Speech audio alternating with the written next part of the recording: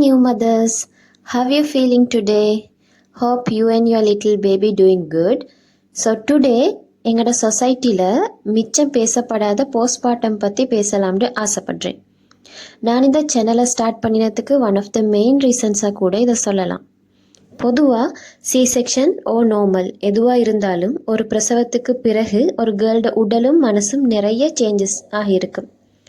Hormones balance இல்லாமல் போயிருக்கும், உடல் மிச்சம் சோர்வாக இருக்கும், மிச்சம் ரெஸ்ட் தேவைப்படுற இந்த நேரத்தில் ரெஸ்ட் அண்ட் தூக்கம் கிடைக்காம இருக்கும்.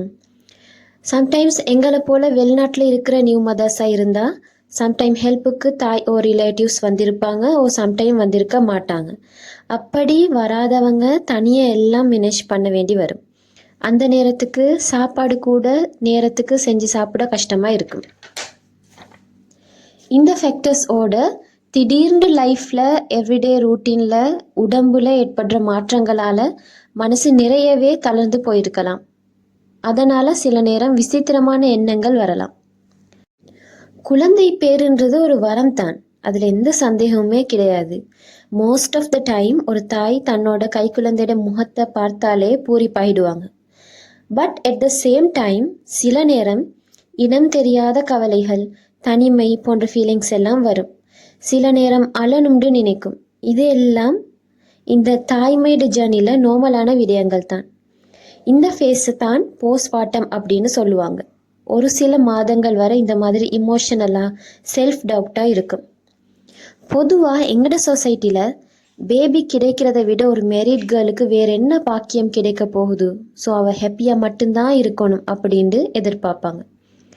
அப்படியே சம்டைம்ஸ் நீங்கள் இந்த மாதிரி ஃபீலிங்ஸை எக்ஸ்ப்ரெஸ் பண்ணினா சில பேர் புரிஞ்சு கொள்ளுவாங்க, சில பேர் நாங்களும் அந்த காலம் இத்தனை புள்ள பெற்றோம் இதெல்லாம் எங்களுக்கு இருக்கல அப்படின்னு சொல்லுவாங்க. ஸோ ஏண்டா எனக்கு மட்டும் இந்த மாதிரி அப்படின்னு உங்களுக்கு ஹர்ட்டிங்காக செல்ஃப் டவுட்டாக இருக்கும்.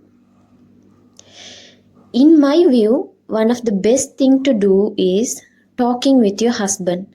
அவங்க புரிஞ்சு கொள்கிற மாதிரி உங்களோட நிலைமையை நீங்கள் ஓப்பனாக டிஸ்கஸ் பண்ணலாம். இமோஷனல் சப்போர்ட்டை கேட்கலாம். மோஸ்ட் ஆஃப் த டைம் மனம் விட்டு கதைச்சாலே இந்த மாதிரி சிச்சுவேஷன்ஸ் ஈஸியாகிடும். But sometimes even a most caring husband cannot understand what a girl really goes through in this phase. So நீங்கள் உங்களுக்கு நம்பகமான க்ளோஸ் ஃப்ரெண்ட்ஸ் கிட்ட உங்களோட ஃபீலிங்ஸை ஷேர் பண்ணலாம். இதன் மூலம் உங்களோட மனசு லேசாகிடும். So sisters, most of you will pass this phase like this. But sometimes சில பேருக்கு போஸ்ட்மார்ட்டம் டிப்ரெஷன் வேர்ஸ் ஆகலாம். எங்களோட நாட்டில் மிட்வைஸ் அடிக்கடி வந்து உங்களோட கம்யூனிகேட் பண்ணுவாங்க. பட் கட்டாரில் மாதிரி ஒரு நாட்டில் நீங்கள் இருக்கிறீங்கண்டா சி செக்ஷன்டா மட்டும்தான் மிட்வைஸ் விசிட் பண்ணுவாங்க. So you have to monitor your self nicely.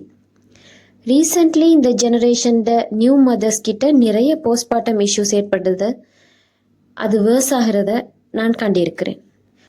So உங்களுக்கும் ஸ்ட்ரெஸ் லெவல் கூடுது, இமோஷனல் லெவலில் நீங்கள் நிறைய வீக் ஆகிருக்கீங்க அப்படின்டா நீங்களும் ஒரு கவுன்சிலரோட உதவியையோ போஸ்ட்நாட்டல் கிளினிக் போகும் பொழுது உங்களோட ஃபேமிலி ஃபிசிஷியன் கூடயோ இதை டிஸ்கஸ் பண்ண தயங்கவான. Just remember that you are a very good mom. Your baby is lucky to have you. You are loved. You are doing a great job and you will eventually overcome this phase. Because ஒரு குழந்தை பிறக்கும் போது ஒரு தாயும் பிறக்கிறா. கொஞ்சம் கொஞ்சமாக தான் லைஃப்பில் நாங்கள் ஒவ்வொரு விடயத்தையும் பழகி அதில் டேலண்ட்டாக மாறுவோம் இல்லையா? அந்த மாதிரி தான் இந்த தாய்மையும். So wishing you new mothers a journey full of healing and happiness. Take care of you and your baby. Bye bye.